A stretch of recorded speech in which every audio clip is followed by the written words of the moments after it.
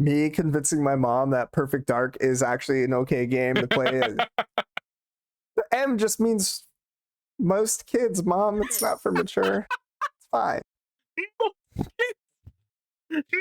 I don't know how I got to this day. I don't know how I got away with that one.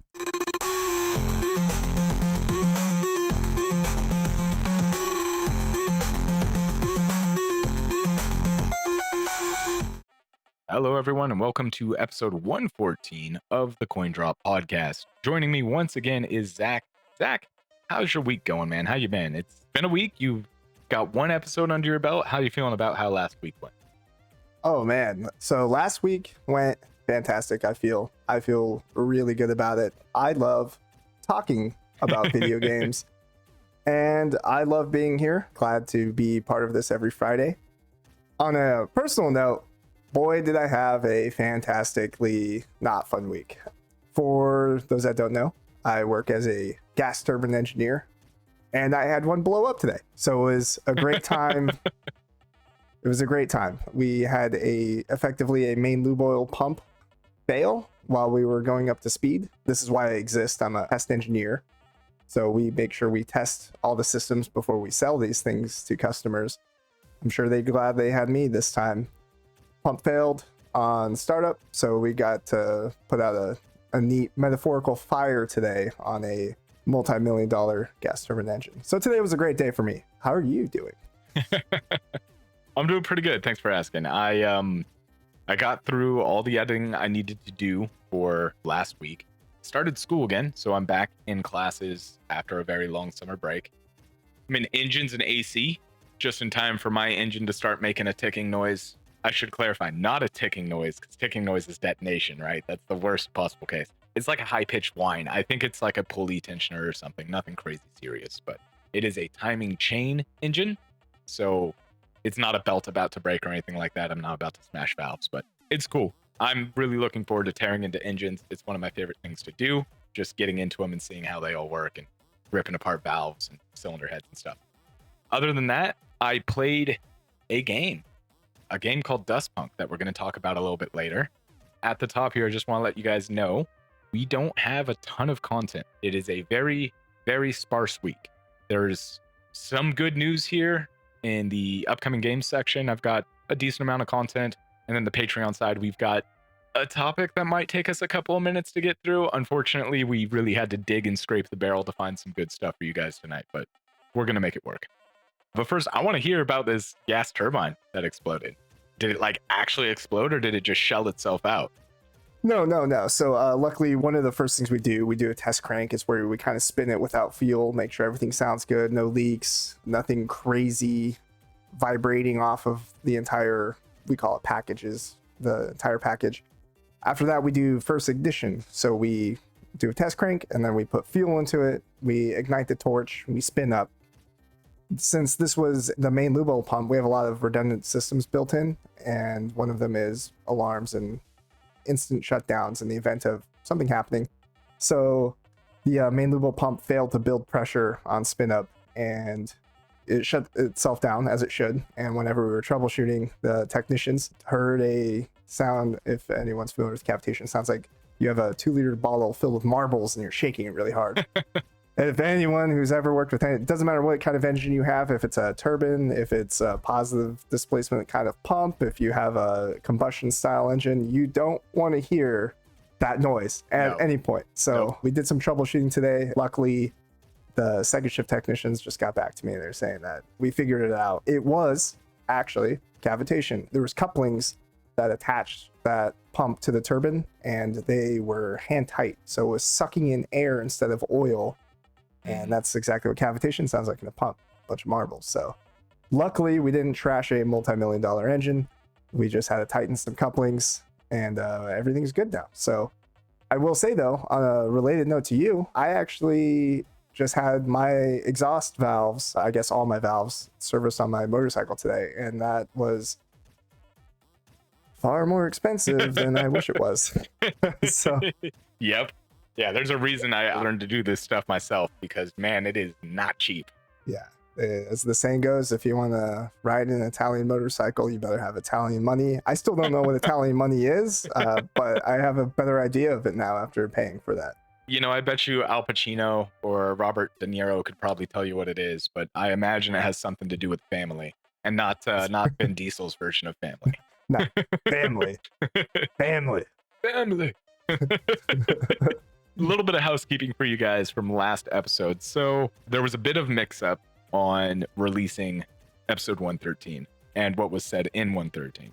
I said specifically that we wouldn't be switching to Thursday releases for the free side until October due to the level of difficulty and time it takes to edit. That episode didn't come out until Thursday. Sorry. I think we're just going to go ahead and say, moving forward, from this point, technically last week forward, we are going to release on Thursday. So free side and Patreon exclusive content will come out on Thursdays. Audio side will come out on Thursdays for the free side and Tuesdays for the Patreon side. Yeah, that's kind of what we're going to do moving forward. Thursdays are going to be videos and all that kind of stuff, just so we have all the time we can have to edit, get everything done. A lot goes into this that you guys never see, because that's what editing is. A lot disappears in the edit on purpose. This could disappear too. Well, let's go ahead and talk about Duskpunk. They have a demo coming out. And in fact, if you're listening to this, it's out now. Or watching this, it's out now. It comes out on the 23rd. And what drew my attention in was a couple of things. Kind of the same stuff that drew me to Aether and Iron. It's got a very unique art style. It's not a CRPG, which I initially thought it was. It's a tabletop game, is kind of how they tag this. And that interested me, because how do you have a digital tabletop game that doesn't have a physical tabletop? You know what I mean? Like, most of the games in like Tabletop Simulator are physical tabletop games that have been digitalized. Duskpunk isn't. It is a tabletop game that only exists in a virtual space. Are we playing this with a VR headset? What are we doing here? So that's the weird thing, right? Is because I don't understand that tag, because the only thing that makes it a tabletop game is you roll dice, but everything, you don't physically roll anything. There's no table. You're in the world. You're playing the character. So it's an RPG, but they tagged as a tabletop. And I'm super confused by that. It seems like a weird choice. But the content of the game is really cool. I'm of the mind, I've said this on the podcast. Hell, I said this on a review of Eternal Strands. If a game doesn't grab me in the first hour, it's not worth my time. There is 24,000 games that come out in a year nowadays. Take away the live service ones, you've probably still got 20,000 games in a year that come out. I don't have time to play games that are like, no, it gets good at around like the 30-hour mark. Yeah, no, fuck you. Nope. You get 1 hour. If you're not good in that hour, you're not worth my time. There is 40 other competitors of you, specifically whatever game you are, specifically competing with you for my time. I'm going to go check one of them out. So I said that about Eternal Strands too. A lot of people gave me some lip for it, but I'm like, yeah, you know, it's just my opinion. Fuck you. I can happily say that Duskpunk intrigued me by their video that they showed and the information that they had about it, and then super grabbed me in the first 15 minutes of gameplay. Really well written, very cool story. So give you kind of a breakdown. It is an RPG. It's a dice rolling game. I don't necessarily think choices matter is the right term. Choice management, I guess. Weighing risk and reward. This game is being published and developed by, I think it's a solo dev. As far as I can tell, it's a solo dev. The website specifically says I am, which makes me think single person. It's a game being published by Clockwork Bird, which fantastic publishing name and development name. Love it. And they're actually based out of, he or she is actually based out of Vienna, Austria. They have made a couple games in the past that all seem like in this kind of vein. I think one of them was some cyberpunky style game, but this one definitely seems the most unique and their most ambitious project. You can play as 4 different characters and they all have their own stats. It doesn't directly translate to, you know, D&D or Pathfinder where it's like strength, dex, stuff like that. It's like endure, influence, stealth is in there, their own flavor. The flavor is good to have, so we don't have the numbness to that style. So it is refreshing to see their own version of stats. I like that. Yeah. I think it's a good add-in. Yeah. So you can play as a veteran, a criminal, an engineer, or a writer. Those are kind of your 4 choices. Then you can choose binary or non-binary. So you'd be male, female, or other, whatever. I think there is a different story based on who you choose. I didn't get a chance today to play anyone other than the veteran. I just saw a veteran as an option. As a veteran, I was like, well, that's who I'm playing. So I immediately jumped in as a veteran. The setting of the game is its own universe, but it feels very inspired by 1940s World War II era England. They all kind of talk in that way, that kind of style of speaking. And the aesthetic of the city feels like that, along with the uniforms and stuff of that nature. But there isn't voice acting in this game as much as I would like there to be, because I suck at reading and I actually really hate reading. The pacing of their text delivery and the amount of it on screen at any given time feels perfect. It's never to a point where it's like, I don't want to read all that. Like, it's always 2 or 3 sentences at a time.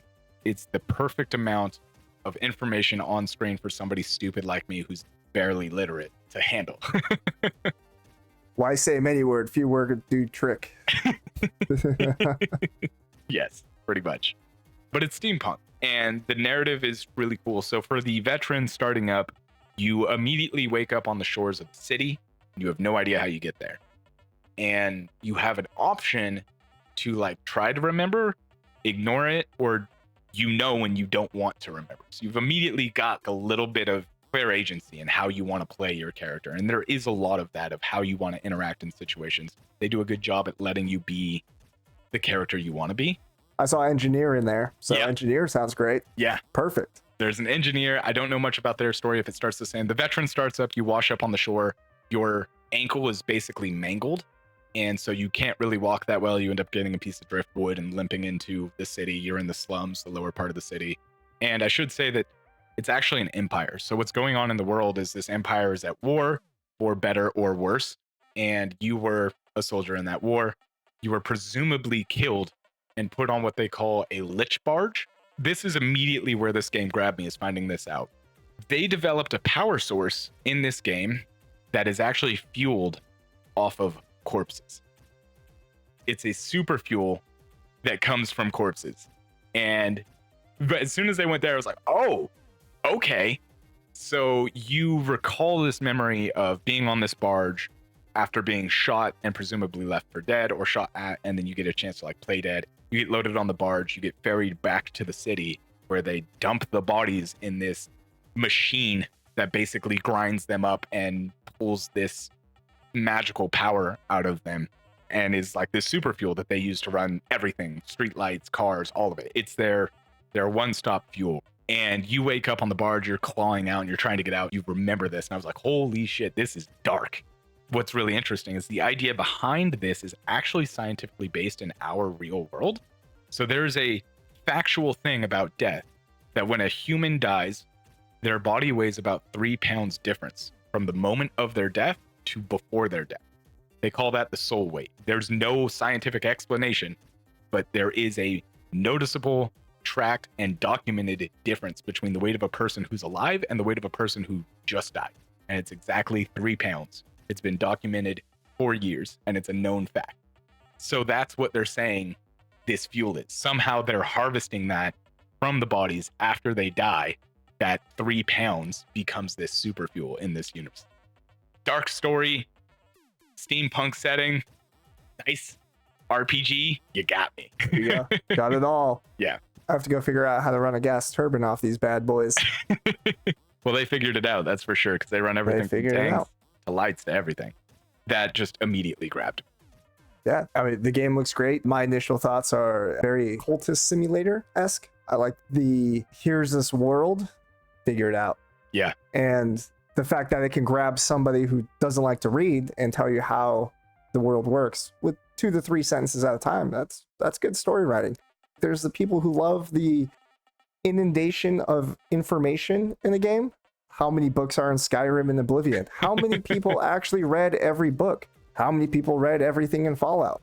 Yeah. Bethesda does it great, but I don't have time for that. Right. Give me 2 to 3 sentences. Give me the Leslie Argonian maid, but give me it in Cliff Notes, and I'm happy. Yes. Yeah, they actually had to hide that from Todd Howard. I read an article on that recently that they actually had to hide from Todd. That's very funny. They do a great job of delivering the information, and part of how they deliver it is really cool too. They talk to you like you're a person in the world. So they talk about, for example, their religion in this world is a pantheon of 5 gods. And they don't tell you like, hey, we follow a religion. They'll just say, praise the lady, right? Praise the scavenger. And you're like, what the fuck does that mean? Well, the text is underlined. So if you hover over it, it gives you a little hot tip. It goes, hey, this is one of the 5 gods. The scavenger is the god who generally helps out vagrants and beggars and things of that nature. Oh, okay. Now I know who this is. It's really cool. Quick snippets. Hey, you're new to the world, but your character isn't. Your character grew up here. These people exist here. This is common knowledge. But since you're a player, we're going to give you a little bit more to explain it. They're giving us the player's handbook, but making it so I don't have to look at the index for everything. They're doing this is Kojima's Metal Gear Solid 4, but you don't need to spend 20 hours downloading the wiki and reading everything if this is the first Metal Gear Solid you're playing. Next episode, here's my thesis on Metal Gear Solid. Enjoy my postgraduate essay on Kojima. In MLA format, of course, with references. Yes. References. 30 pages. Yep. Get ready. So the game does lack voice acting. Again, if this is a solo dev, that makes sense. However, the sound design is on point. It goes beyond just the noise is good. They have background noise. They have, I wouldn't say directional audio, but there was enough that it sounded to me with my headphones on that I could hear people chattering over here when I was in the marketplace or whatever. And you don't physically go to these locations. It's a screen that pops up and you get some choices. It tells you your odds of success, things of that nature. So the sound really sells where you are. And they did a great job nailing that down. I mean, just immediately, there's no question. If I'm in the tavern, clearly in the tavern, hearing clinking glasses and people laughing and chattering and a brawl happening. If I'm in the marketplace, you can hear just an overwhelming amount of noise. They nailed the sound design to really sell every location. The immersion is where it's at. Yeah. 2 sentences, you can hear bar fights. I don't have to read someone's thesis on it. Fantastic. Yeah. I guess the gameplay loop is you're looking at a map, and like I said, you start in the slums. I imagine it's the same for all classes, all character choices. And that is the scope of the demo. It all takes place in the slums, but you go to different locations. For example, as a veteran, my first thing was like, I need food, I need shelter. Very utilitarian, like I need these things to survive. This is goal number 1. So you go and you start navigating the streets and trying to find places. You find the slums where you can beg for money. I think they call it like grots or something like that is what they call the money there. But you beg for money. You end up learning how to pickpocket, then you find the tavern, you start buying food there. And the more you do these things, it moves the story along by your success rate.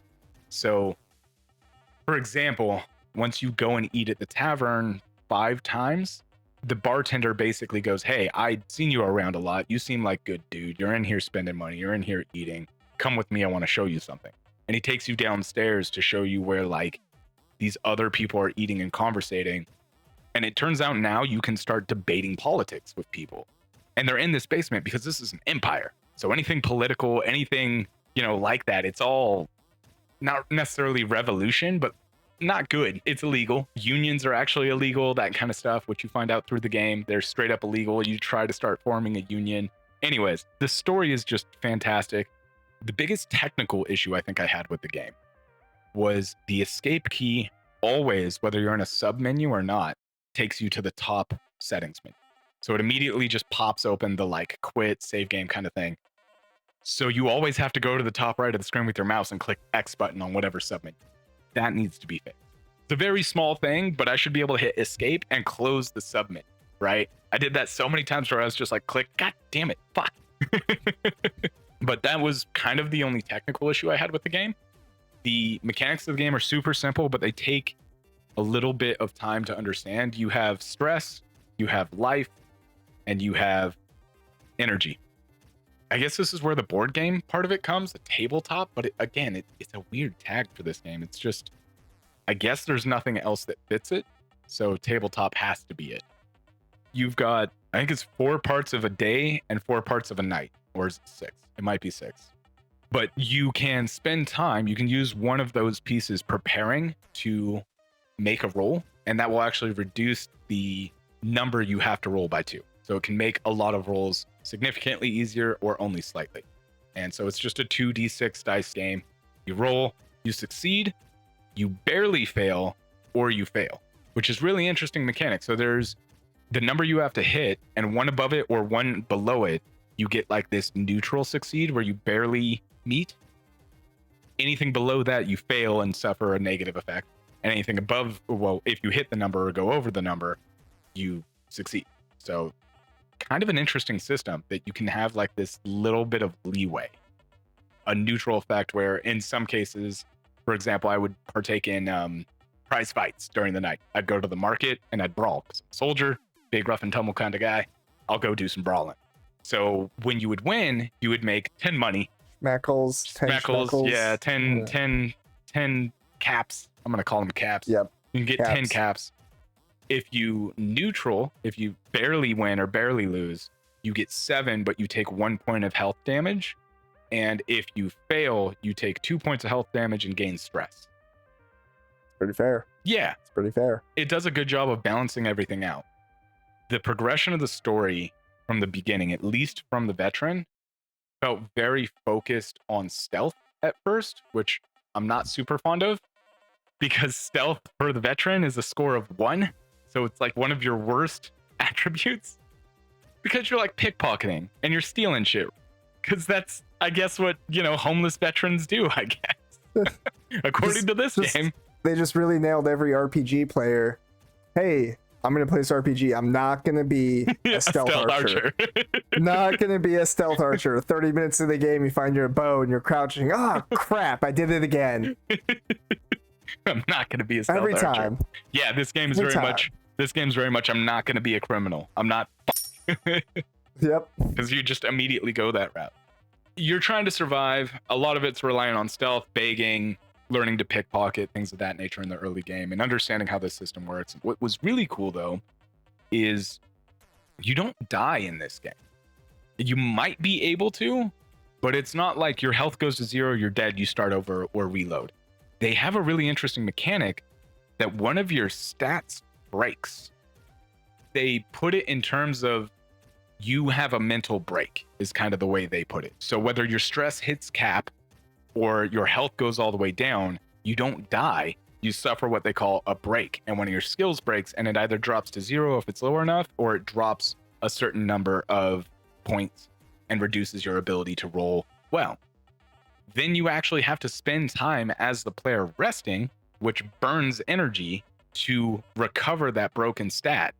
So it has this really cool balance of like, you don't just lose in this game, which is kind of cool because you get a lot of stress early on in the game, especially as a veteran, because you have PTSD and you don't sleep well. So you're constantly building stress. You're addicted to this mind-numbing drug kind of thing because it helps reduce your stress in game. So anyways, the early game is difficult, but if you can get through it, if you are interested in the story enough to understand it and get through the mechanics of the like first 30-ish minutes of gameplay, it starts to make a lot of sense. Be like, oh, okay, so this is how this works. I'm going to risk this much if I do this, or maybe this is what I need to do. And it really opens up. You start getting avenues to go work at the foundry, meet this machinist who actually ends up replacing your foot with a mechanical one. What they call him? The Watcher. This Watcher of the lady, he finds you and they end up cutting off your foot because it was getting gangrenous. So now you're super limping around. So you meet up with this mechanic who gives you a fake foot. Like, dude, super cool. Just really cool story. You can work with the preacher. You can adopt his faith and his views kind of thing and lean into that. Or you can be very like anti-religion, which is the route I went. Like, God, the ladies never helped anybody on the soul. Like, none of the soldiers. This war there's no glory in it. Nice. Yeah. It's cool. I honestly highly recommend it. I had a blast playing it. Your character starts to get concerned again with the veteran that the recruiters are going to find you. and they end up finding you. And they tell you to come report or you're going to be dragged back to the war. Well, you have the option to go. I don't know what happens if you go. I said, fuck you. He pulled out a gun and put it to my head, and I was like, you're not going to shoot me. And then he shoots me in the arm, and I'm like, oh, you asshole. You shot me. I didn't think you were going to do it. Called your bluff. I was wrong. That's a stress point. Yeah. That's a stress point. A little bit of health damage. But he basically tells you, you either report in 4 days or we're going to come get you, yada, yada, yada. This church you've been crashing at is blown. You've got to find a new place to sleep. So you're searching around the city. You're trying to find out what you can do. You have to find this counterfeiter who can make you a new passport so you can change your identity. You end up meeting up with this other group of disillusioned soldiers who are hiding out under a bridge in a sewer. Then you meet up with them and start staging a resistance, fighting back, and you go and raid the recruiter's office and steal a bunch of recruitment papers and burn them and find documents that you can use to steal supplies and start a revolution. Dude, it gets crazy. I was like, yo, I am hooked. This is fucking cool. So yeah, I like it. It's Interesting story bits. yeah. And the whole time I'm playing this, I'm like, God, how different would this be if I was playing a criminal or the writer or the engineer? Like what would be the difference? What would I be doing? I don't know if they gave me a full release version of the game, because I got to the end of the demo and it's like, this is the end of the demo. And then it had the option to continue playing and the story kept going. So I was like, I don't know if I'm supposed to be playing this. Whoopsies. Yeah. So I won't talk about that stuff. If you're looking for something narrative, if you're looking for a really cool new game to enjoy, highly recommend checking out the demo because it's out now. I can't wait for full release. It comes out fourth quarter, so in just a couple months. Simple mechanics that take a while to really understand and grasp, but really fun once you get into it. And each time you complete a quest line, you can apply a stat point. So there's a benefit to trying and getting through as many quests as possible and picking which route you want to go, because it might make doing one of the other quests easier because now you can raise one of your stats a point. Stuff like that. That sounds really neat. You lose so many fist fights, and you're gonna have to take a fuzzy sock vacation. Yeah. Cool. Fuzzy socks with the grippies. Yep. The art style is also just really, really cool. I really enjoy the paper dolls that they made up for the characters. Every character you interact with feels unique and feels very original in thought process and design. Frey, I think their name is a non-binary street urchin who teaches you how to pickpocket. You have the Watcher, you have the Mechanic, which I can't remember any of their names at this point. The characters are really well fleshed out and feel like they have their own personality. They're not just filling a slot to push the story along.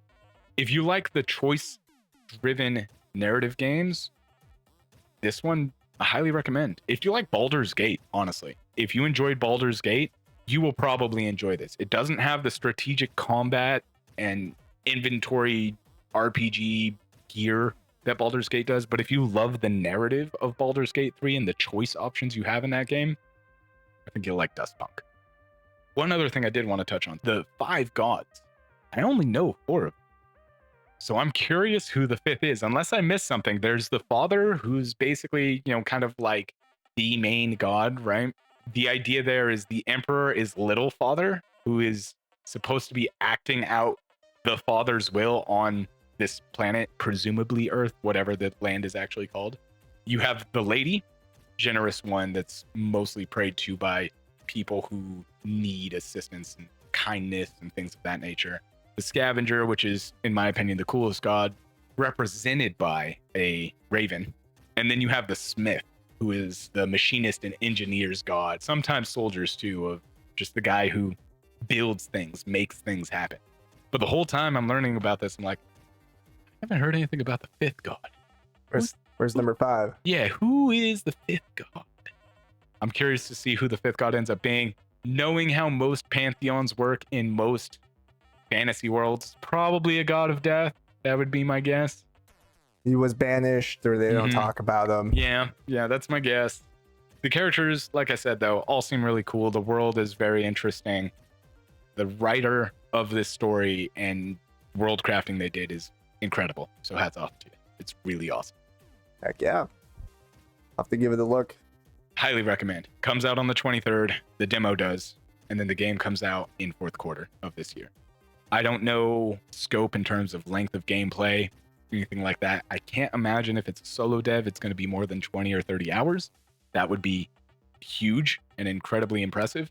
I personally would prefer like 10 hours, personally. Yeah.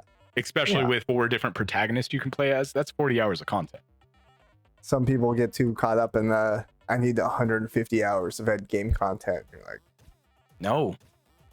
go play Call of Duty, I guess. I don't know what to tell 24,000 games a year. 24,000 games. I don't have time for them all to be billion-hour games. you. Yeah. Here's 300 gigs. Enjoy. The backlog is already... How many games deep am I on my backlog right now? 645 games on my fucking wish list right now. I won't play Ooh. that many in the rest of my life. Yeah, right? I can't tell you what was the last game I beat. 100% couldn't tell you. I just beat Soul Reaver once, so that's probably the most recent game that I beat. But I mean, I beat that forever ago too. Boy, did I just side tangent. Did I forget how that game ends? Did you ever beat Soul Reaver 1? Nope. You are Nope, not going to believe I the did ending not. to this game. If this game came out nowadays with this ending, people would burn the world down. It straight up, no joke, Zach, it straight up ends with a to be continued screen. It ends like a book with a cliffhanger saying, hey, just wait for the next one. The first game in the series, nothing is resolved, and it's ended with a straight up to be continued. What? Yeah. I was like, holy shit, I forgot that was the ending. Yeah, back when games could just end that way and there wasn't like an entire subreddit. Oh, I blog, can't believe they just company, ended the game like this. What video. lazy pieces of... Yeah. Yeah. Yep. Wild times. What you could get away with. We didn't know any better. We made the game so hard we didn't even bother finishing the second half of it because nobody could get past the first half. Was it Aladdin or The Lion King that was like that? The Lion King. Was it The Lion King? Yeah, I remember there was a part where the horse is burning down, right? Like the game is just broken. You can't get past it. If you die, the game just completely restarts. There's no save points. So you're just like, why did I play this? Because unlike nowadays, back then, 4 games released in a year. Yeah, right. Your parents only had money for one of them. So You get The Lion King. You get The Lion King. We know how much you like The Lion King. I've never even seen The Lion King. The age-old, I got you this PlayStation game, and you look longingly at your N64, and you go, thanks, Grandma. And then you take it to Funko Land back in the day. Yeah. And trade it in for an N64 game. Like Cruising California. Me convincing my mom that Perfect Dark is actually an okay game to play. The M just means most kids, Mom. It's not for mature. It's fine. I don't know how I got, to this day, I don't know how I got away with that one. To this day, I was like, my mother, I really convinced my mom to buy me Perfect Dark after, like, we talk about this, but like, yeah, getting a PlayStation game from I don't own a PlayStation, and that was so sad. My mom brought me to, I think it was Toys R Us. Yeah, probably. And I remember playing GoldenEye at my dad's house, and I was like, oh, Perfect Dark looks exactly like this. Yep. Like, but it's rated M, and I'm like, I don't know, what, 8, 9? Yeah, it's M for most kids. And maybe my mom just historically didn't pay enough attention, but she bought me Perfect Dark. And even then, for anyone who's ever played an N64 game or is around that, which I like to think is most people, but definitely most of our audience. Yeah, time is slowly moving on. So some people are like, what's an N64? But it's like, you needed the expansion pack to play Perfect Dark. And I had to then convince my mom further to buy an expansion pack to play my most kids rated game, which assuredly was not something I should be playing. Yeah, some backstory there. My dad being cool as ever. Halo came out, and he's like, he didn't care. He's like, oh yeah, let's get Halo. You were there. You were there. We crushed Halo. Yeah. Yeah, that was... Played the shit out of that game. Remember the backflip? You remember the fucking backflip on the Maw? The Maw, dude, getting hit perfectly with... Oh my god. Sorry, this is a tangent. No. There's no footage of this anywhere because it was before footage exists, so you just have to take my word for it. If you've ever played Halo, the Maw, Zach and I were on a 2-player run through on, I think it was my Xbox at my dad's place, playing on Legendary. We're on the last stretch of the game, and there's a portion of the Maw where you go over a gap and then hit a ramp, go up the other side, and go, continue the run. And I do not know to this day how it happened so perfectly, but a rocket got shot and some grenades blew up directly in front of us as we went up that ramp that perfectly threw us in a full backflip, landed it, and kept going. It was before Battlefield Bad Company 2. It was the single most cinematic moment of gaming in my life. Yeah. In my life, right? And this is before, we had trick shot 360 no scopes. This was before rocket jump. Oh God bless. I don't even remember how old we are. Like 2:00 in the morning. Best time of our lives, and getting hit with the proverbial rocket launcher flood just to get hit with a sticky grenade to land a perfect just warthog coin slot there. Yeah. Shut up in there. Good times. Good times, man. Never forget. Never forget. Speaking of good times, there was another game that was one of my favorites that came out on the Xbox. Do you remember Jet Set Radio Future? I love Jet Set Radio Future. I still listen to Jet Set Radio Future. It is in my YouTube music, probably on a daily basis. Aisle 10, I get one of the best songs. I get that concept of love, like this, like that, all the time. Got a 360, a copy of Project Gotham Racing / Jet Set Radio Future. Nice. And the side tangent again, if nobody's tried out Bomb Rush Cyberpunk. You know about Bomb Rush Cyberpunk. Yeah. They have a new game coming out. Team Reptile has a new game coming out called Hyperfunk, which looks like the next evolution of that style. I was going to mention here that their previous game, Bomb Rush Cyberpunk, is Jet Set Radio. Hands down, I did not know about that game. Found that game after finding Hyperfunk, which has just recently been announced, and Hyperfunk has all the vibes, all of it. It is, it's taking that to its next evolution. You've got skating, you've got skateboarding, and you've got BMX in Hyperfunk. And it still has the classic cell shaded vibe, still has the awesome music, the great movement, same gameplay you know and love from Jet Set Radio. Oh boy. Yeah. Now the real question. Yeah. The real question. The one, like, I'm already sold on it. Yes. It's already, we were wish listed. We're there. Just I don't know how this slipped past me, but will it have Hideki Naganuma doing the music? Doing the music. I know he didn't do all the songs for Bomb Rush Cyberpunk. He did one of them, which was Jack the Funk. He composed that one, but he was the composer and the artist for all of Jet Set Radio Future. He did like Sonic.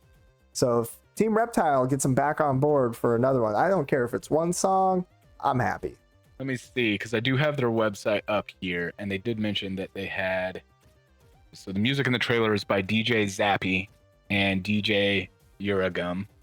So I don't know if they're going to be using those composers, but yeah, either way. Hey, you never know. Yeah, you never know. The vibes are there. It's vibes are there. I had to pull it up here too because I'm immediately just like nostalgia and something that looks absolutely like everything I've ever wanted. Yeah. Again, built-in multiplayer. Yeah, I was going to ask you, was Bomb Rush Cyberpunk multiplayer, or was it a single player game like JSRF? All right, so I think it was single player. If it was multiplayer, I didn't have enough friends who played Jet Set Radio Future that would have played with me. Like, I don't know how to pitch them. Hey, do you like rollerblading and graffiti? Because I got the game for you. I think there was mod support though to make it multiplayer, and I think Team Reptile took that feedback, and just off of the short little blurb I read, it will actually Hyperfunk will have built-in multiplayer, which is great because that means now you and I can go rollerblading and graffitiing. Oh, you got to believe I'm going to be on that deck. If a deck is going to be a choice, I'm going to be on that deck. That's fair. But blades will be a close second. I was surprised you knew about Bomb Rush Cyberpunk. I'm very happy I could present you with Hyperfunk because it looks super cool. Man. Yeah. Man, yeah, you got that live. You got that. That's a live reaction. There you go. the way their movement system is going to work is, I don't know if it was like this in Bomb Rush. It wasn't like this in Jet Set Radio because there was a different scope, but the higher your combo that you do, the faster you go in Hyperfunk. If you score super high points, you move faster, which is really cool. You also have dynamic style wars. I don't know what that means. Sounds funky. Yeah, they put it in here. It's on their Steam page. It says, quote, dynamic style wars. Crews can take over areas and compete with others on their own. I have no idea what the fuck that means. Are we talking like this is their version of Versus? Are you going to be able to lay claims to a portion of the city? People can move in and try and take your turf? What are we doing with that? Graffiti up some other players. Tag Race was a classic Jet Set Radio game. That was fun as shit. You can challenge crews to graffiti battles. So I'm assuming this is their online versus, but I don't know what dynamic style wars are because this says it's a different thing. That one feels very much like the old school Jet Set Radio gameplay style, which is who can tag the most, the best. And then in this case, they're adding an extra layer of escape the cops. Because in Jet Set Radio, you would go into an area, for those of you who never played the game, you missed out on one of the greatest cult classics of all time. I'm very sorry. Greatest. Easily one of the best soundtracks of the Xbox generation, hands down. Yes. But you would go into an area, complete a bunch of tasks, throw up graffiti, tag it, do all this stuff, and then, you know, move on. And that was the gameplay loop. And eventually some team would come in behind you. You'd race them. You'd have to tag them while you race to like slow them down. You'd reclaim your areas, cover up their tags, that kind of stuff. Well, Hyperfunk seems to add another layer to this and say, well, now you've got cops that you have to worry about. So you have to outrun the cops and escape them while you're tagging. And there's 4 different layers of graffiti now. So you've got 4 different types of tags. You've got tag, you've got throwies, you've got pieces, and you've got blockbusters. And it seems to suggest that a blockbuster beats a piece beats a throwy, and a throwy beats a tag. I assume that's going to be in the level of like tags are quick. You can get them up quick, get some points real fast, but they can be covered up by a throwy. But a throwy is going to take longer, and that can be covered up by a piece. That's my assumption of how they're going to play out this system, but I have nothing to base that off of other than a very limited knowledge of graffiti in terms. It's exciting to see. Man, Team Reptile, they delivered on Bomb Rush Cyberpunk, and the game was fantastic, and it did really good. It's got great reviews. It obviously, Yeah, there's a niche player group that enjoys those kinds of games. not entirely small though, just under 10,000 reviews on Steam. But you know, if you talk about Bomb Rush Cyberpunk to even people who just regularly play video games, they might not. Yeah. You ever play Jet Set Radio Future? And they're like, no, like you had a terrible childhood. Yeah, I'm sorry for your loss. You missed out on greatness. The problem is it wasn't rated for most kids. It definitely for most wasn't. kids. Yep. It's cool. It only came out 2 years ago too. Way more recent than I thought it was. Hyperfunk is also bringing back another mechanic I don't think we've seen in a long time. Did Bomb Rush Cyberpunk have you finding new music tracks and unlocking new move styles? It's been a minute. Pretty sure in Bomb Rush the music was location based. Got it. So as you change locations, you'd hear the same music, which I enjoy. And don't get me wrong, I love the music, but you can only make so much great music, and then you end up hanging out in your hideout for too long. You're like, all right, I've heard the song like on repeat 9 times. Let's go. Right. So Alcohol in the birthday cake. Right? Still Right? remember that damn song. Yeah. Yeah. Yeah. You know, and the same was for Jet Set Radio Future. You get your bangers. Anyways, like very small tangent. But if anybody ever knows the song Aisle 10, Yes. but like that was like, oh man, Aisle 10's favorite song. It wasn't even like that crazy song. It You know, vibed, man. It hit the vibes. It vibed. Yeah. So yeah, unlocking new music. That kind of gives me some one of the original like pro skaters was that? Yeah, Was that way, if I remember? That was kind of what I thought of was the original Tony Hawk's, the old school Pro Skater like 1 and 2. You had to find the hidden track or the hidden tape, right? To unlock new stuff. Yeah, the hidden tape. So very cool. Old school mechanic coming back in a modern game. Love to see that. Sometimes people bring stuff back from the dead that's like, yeah, maybe leave that one in the grave. Yeah. Let's not. Yeah, and you know, even then with today's modding community, there's a mod for everything. And I saw on Bomb Rush Cyberpunk, the developers endorse mods They Cool. let people go buck wild with it. If they don't want to go collect all the music, I'm gonna go collect all the music. Right? Oh, yeah. Maybe they have the secret aisle 10 banger hidden in there. Aisle 11. Is that aisle? Yeah, aisle 11, right? Be the sequel. The sequel hidden track. Yeah, we really got Scapegoat Wax together again to make this song, which would be impossible, but it'd be cool. With the modding community, they can make some headway to meet the taste of all players. But personally, I think it's cool that mechanic's coming back. Agreed. There's one more thing, and I don't understand the correlation here. Maybe it's something that you'll understand from Bomb Rush.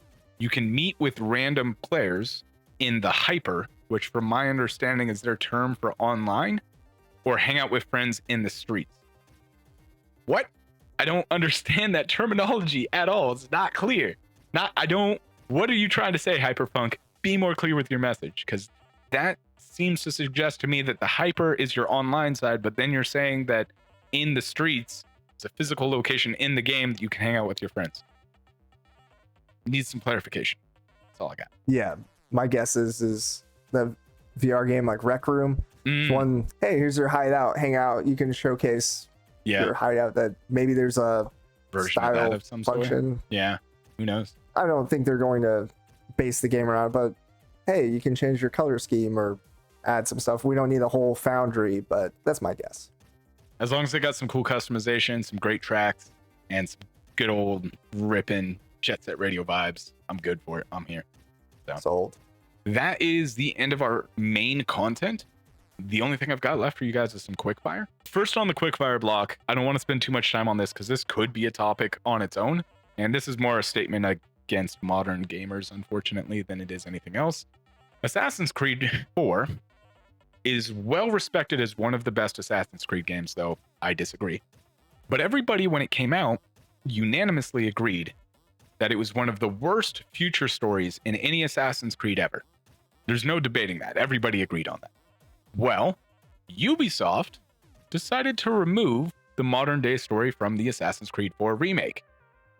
And to their and my utter surprise, everyone hated that.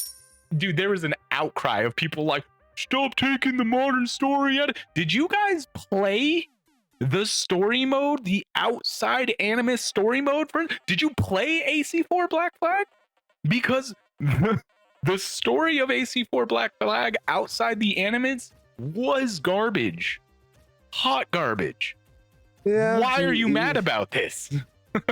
Those rose-tinted glasses. It's quickfire, so I'll leave it real short. But Ubisoft saw Black Flag and they're like, wow, everybody loves pirates. Mm-hmm. So they went and made a specific pirate game that nobody likes. Yep. Nobody likes. You say Skull and Bones, people are like, what?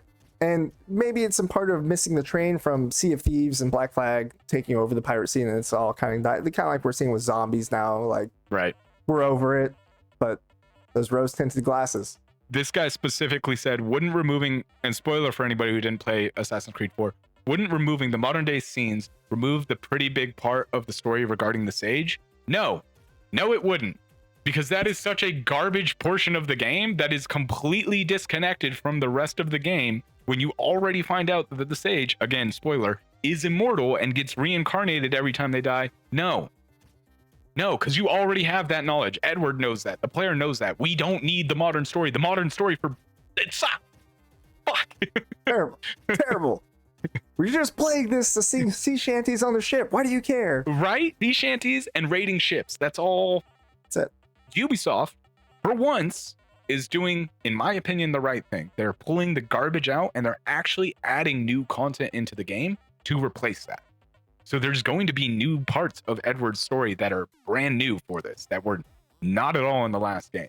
So for the first time since starting to say it, don't fuck Ubisoft. Good job, Ubisoft. Yeah. Good job. Good job, Ubisoft. Here's new content for all the content that you guys said you loved. Moving on from that, Pokemon's making a grenade. Kind of. It's a very poorly named device called a Pokenade. Again, very poorly named, actually roughly translates to Pokemon petting. And this is a Pokeball-sized Tamagotchi with an LCD screen, purpose-built for the idea of what if Tamagotchi were Pokemon? In fact, even being made in hand with the legendary toy maker Takara Tomy. This was something I saw and I was just kind of like, that's kind of neat. And I started to read about it. And I was like, I mean, it's not for me, but it's cool. So it's got an LCD screen. It's engineered to respond to touch and respond to different versions of touch. So if you like pet it, the Pokemon inside on the screen is going to react different than if you just sit there and fucking jam at it with your finger. They're going to react different. And you might be thinking, okay, well, that's cool, but what? It's going to be like Pikachu and maybe Charmander and stuff like that. No, in fact, 157 different Pokemon. More than the original and the only generation, in my opinion. Yeah, I'm assuming fan favorites. Yeah, so they do specifically call out that a couple of the Pokemon are going to have fully voiced lines, detailed animations, specific for that Pokemon and like some extra stuff. And that's obviously going to be Pikachu, Eevee, and the Paldean starters, which again, that's not first gen, so I have no idea what Pokemon those are. I don't know. Yeah, couldn't tell you. It's designed to be a companion, just like Tamagotchi was, right? It's a digital companion. It will have a battle system and a diary feature that logs previous interactions to kind of log that long-running relationship, I guess. I'm assuming there's AI in this. There's no evolution mechanic, so the Pokemon don't evolve. Maybe they will in an update. Maybe that's something that will come later. But it seems to me, to be clear, this is a companion, not a video game. This is something that you would use like a Tamagotchi, a virtual pet. They've made, in the past, Hey You Pikachu. I don't know if you remember that one. I remember that. Yeah, I remember. it's that, theoretically, but in an actual Pokeball. Honestly, I would buy one just to have on my desk. Oh, yeah. It actually does just genuinely look cool. It's an actual Pokeball size, so it's about 7 centimeters diameter, something like that. It's a grenade-sized Pokeball. It's a Pokenade, you know? That's yeah, what Pokenade. And I agree. I know my background is very minimalistic and Spartan, but I keep all my game stuff in a separate room. Yeah. Away from my computer, so my two terrors don't touch it. The Pokemon concept is cool. I have two thoughts. A, the internet's full of degenerates, so they're going to run with that in a way that there is it's going to be disappointing. Yes. We're watching you. If you have a Vaporeon or a Gardevoir, I immediately know. Your IP is being logged. We're watching. Two, there's a battle system. I'm just going to have like a pissed off Gengar or something. Like, yeah, I just left him in the microwave for 3 days. Good luck beating him, bud. Hell yeah. I'm curious. It's only weirdly, this is the one thing that threw me, and this cannot be the right price. This has to be a translation price from Japan. It's coming out in October for about $51. I don't feel like that's going to be the price. I feel like $49.99 makes sense, or maybe $54.99. $51? Not in America. That's not how we do things. Nope. Paris, baby. It comes out in October, which is a couple weeks away. Kind of cool. I'll Google Pokemon grenade at some point and see what I can come up with. And then the FBI will kick in your door. Speaking of things you can get your hands on, but I'm not sure why you would, Thermal Grizzly is a PC hardware thermal company. They make water blocks and water cooling equipment, stuff like that. Okay. Yeah. Okay. They just launched a new water cooler for the RTX 5090. I think this is one of the first water-cooled systems that you can buy in box for a graphics card. Its own unique thing, you have a 5090, you can get this water block to keep it cool. Theoretically, overclocking it, doing all the stuff you can do by, super cooling. Only one issue. It costs more than an RTX 5070. You know what? The 5090, I think, does have an option to be water-cooled from manufacturers. So you can buy. Oh, really? Okay. You couldn't get your hands on a water-cooled 5090 because the only people who got water-cooled 5090s were people trying to sell them. The resellers. So right. good luck. I was lucky enough to nab both a 5070 Ti and a 5080. Nice. I won one off of a raffle. I don't know how. I gave my 5070 Ti to my friend who was rocking a 2080. I was like, well, welcome to the future, bud. That concept's neat, but for the price of a 5070... To be specific, the cost of this thermal block is $585. And granted, the 5090, if you can afford to buy a 5090, yeah, you could probably afford to buy this. But why the fuck would you? I'll pitch in I don't want to say a counterpoint, but I can see the customer goes for those that don't know, I live in Southern California. I live roughly a mile away from the beach. So my house was not built with an air conditioner in mind. So I don't have AC. Yeah. When it gets hot, I have windows and my house does not face the breeze. Oh, sorry, I apologize. My house faces the breeze. So front of house stays really cool. Back of the house does not. My illustrious minimalistic view. This is the back of the house. Computer's hot, very hot. So when I built my PC, I built it with a all-in-one water cooler. What I don't have is a water-cooled GPU. So my GPU does get hot. And if I'm playing a game, it gets really hot. No joke. A $500 water cooler that I could install on my 5080. My left leg would not be tanner than my right leg from how hot this thing runs. I'll tell you that. I could see the customer, and again, I'm a fringe case, right? I live in a very specific region in a house that does not have AC, and that's not nearly the rest of the United States. But I can see why there was maybe demand for it. Yeah, it just seems like a very niche product. So I wonder if they accounted for that in the price, knowing they're not going to sell a bunch of them. It's a thing. Thermal Grizzly, check them out. I'm going to have to now. My left leg is toasty. You're familiar with the Stop Killing Games initiative, right? Based out of the EU. Well, they just recently passed roughly 1.5 million signatures for the petition. Wow. So they have basically all but guaranteed that this will be on the floor in front of the EU Commission to be addressed. Now, the pessimist in me would say it's not going to make a damn bit of difference because the European government cannot demand that American companies do something that they don't want to do. I mean, they can. The response of the American companies will be, well, we'll stop selling our product there. That's the possibility. That's the pessimist in me. The optimist in me wants to say, well, cool, maybe we'll get this and, they'll start building games into offline mode and games don't have to die like Anthem. But the realist in me goes, they're only going to do that for the places they have to, which is going to be the EU, and America is going to be shit out of luck. So they'll save the EU servers and everybody else sucks to suck. Yeah, you're going to get me on a whole RuneScape kick with real world trading. We'll avoid that. And that's why I have hope because right now we're still a pretty significant demographic in the video game communities. So I hope it goes well. I hope it gains some traction. I hope we see a counterpart. I don't have a lot of faith in any politics. So if you're looking for a new reason to play Fallout New Vegas or a reason to go back to it, PC only is getting or has gotten, a 4K texture overhaul pack. So I can't put any footage up of this because there's only images on the mod Nexus, but link in the description below. There is a 4K texture pack for Fallout New Vegas on PC. If you want to go back and play it, this is going to make the game look significantly better. You said this is Fallout New Vegas? Yeah, Fallout New Vegas, the best one. The best one to this day. The best modern one, because 1 and 2 were fantastic.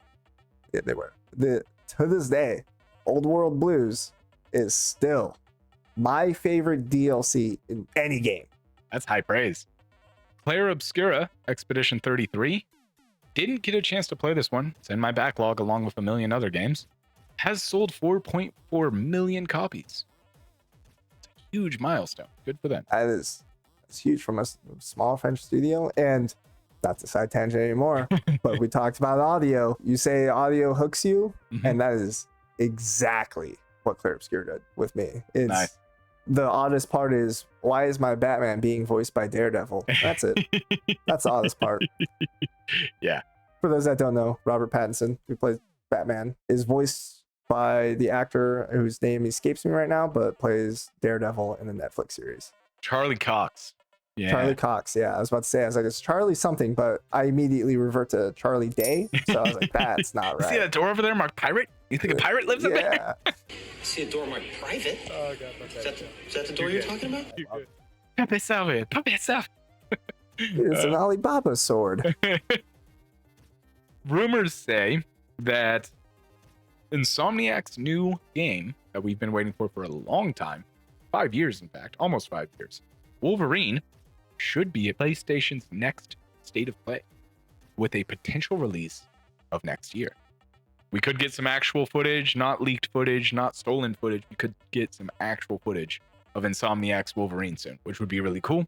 And the rumor also says that the work on the Venom game is still going really well too. I had no idea they were making a Venom game. That's cool. Diablo 4 is entering season 10. Surprisingly enough, it's insane that game's already on 10 seasons.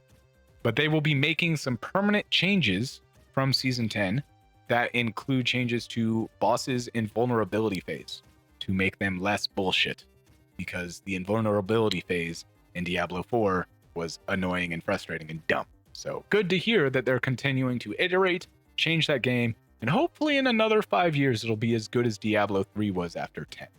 Look, it took we'll get there eventually. That's my thought, right? Like Diablo 3 was okay, but when they dropped Reaper of Souls, it got really good, and then it's just been better since then. So I'll give Diablo 4 some time. I'll give it another 3 or 4 years, then I'll go check it out, see if it's any better. Hopefully it is. But Diablo, a lot of people are like, oh man, Diablo 3 is so good. Why does Diablo 4 suck? Diablo 3 was garbage when it launched. Actual garbage. Hot, steaming pile of shit. It did not get good until 7 years into that game. Online only mode. You're like, oh, Diablo 3. And we've had Diablo 1 and Diablo 2 as precursors this whole time. So we're like, those were the expectations. Mm-hmm. And I remember Diablo 3 coming out. This is the day my older son was born. So I was like, this is distinctly in my memory. Yes. I was like, oh, Diablo 3. I can download it, play in the hospital, right? While everyone's asleep. Nope. Could not play in the hospital. Online only. Thou shalt not ever do, because it's Blizzard. And I was like, what in the world? And then the player market fiasco. I was like, what is going on? Yep. And I did not touch Diablo 3 until Reaper of Souls came out. And I'm glad I did, because after Reaper of Souls and everything I picked up, I was like, Rifts were amazing. Maybe it's the Path of Exile in me, but Diablo 4 is... It's not there. The story was fun. I enjoyed the story. I enjoyed playing the story. That's it. They're making more changes. Hopefully it'll be good in another 3 or 4 years. So I got an invite to go to Los Angeles to play Skate. And as much as I wanted to go to Los Angeles to play Skate, I don't want to play Skate that bad. But Skate just came out and it's not doing too great on the reviews. There's a lot of issues. If you could read some of the Steam reviews about it, we're sitting at like 52% on Skate. So it's all right. But what I will say is, contrary to what EA does, Skate came out for entirely free. It doesn't cost you a dime. You can go on Steam right now. You can download it and you can play Skate for free. So for anyone who remembers those days of what did we do after Tony Hawk's Pro Skater ended and picked up Skate, and you're like, wow, this game is a challenging Skate game. Yeah.